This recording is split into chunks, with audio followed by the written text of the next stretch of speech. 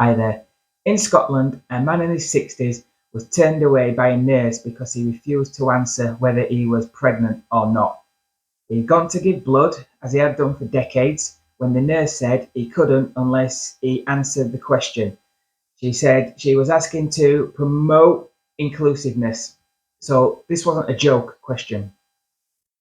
Professor Mark Turner, director of Scottish National Blood Transfusion Service, said, whilst pregnancy is only a relevant question to those whose biological sex or sex assigned at birth is female, in other words, women, sex assigned at birth is not always visually clear to staff.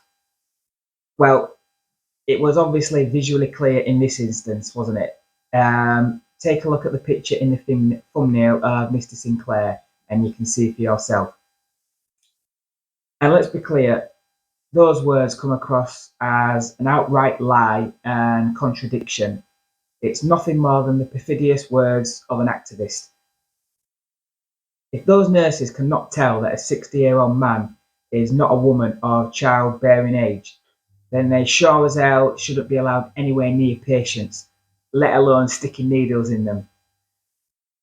But of course she knew he couldn't get pregnant. Promote inclusiveness is utter nonsense. What she means is she refuses to acknowledge biological sex because to do so is transphobic.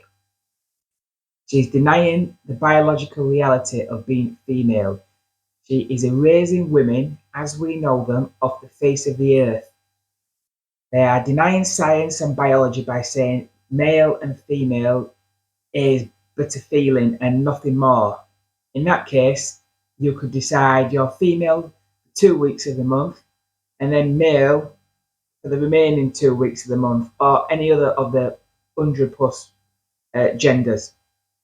Now, of course, we're laughing because this is utterly ridiculous, but make no mistake, this is a serious threat to society.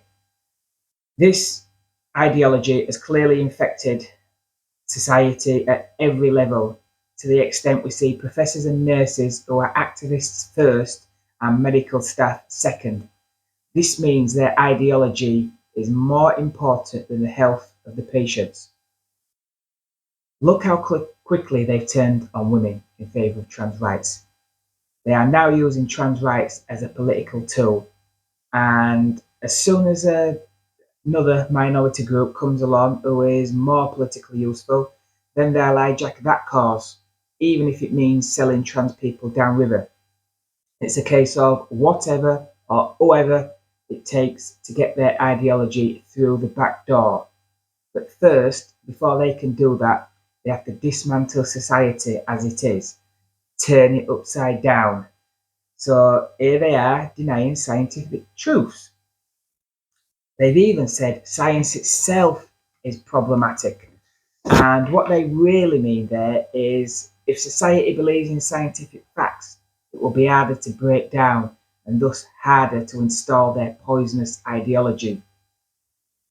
Now, let it be said, we have to show immense amounts of credit to Mr. Leslie Sinclair as he refused to answer this ridiculous question. And that's what we all need to do.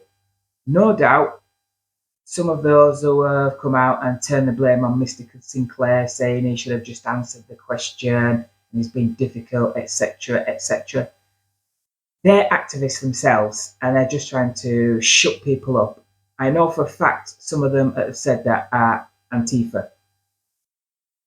Now, they don't need everyone to be activists like them. Just shutting up, keeping quiet, and going along with it is enough. And they do absolutely have their tactics to silence, shame, and cancel anyone who dares to speak out. And that's just how authoritarianism works. The more people stay quiet and go along with it, the more it'll spread. The more this ideology spreads, the more people will keep quiet and go along with it. So it's a self-fulfilling prophecy.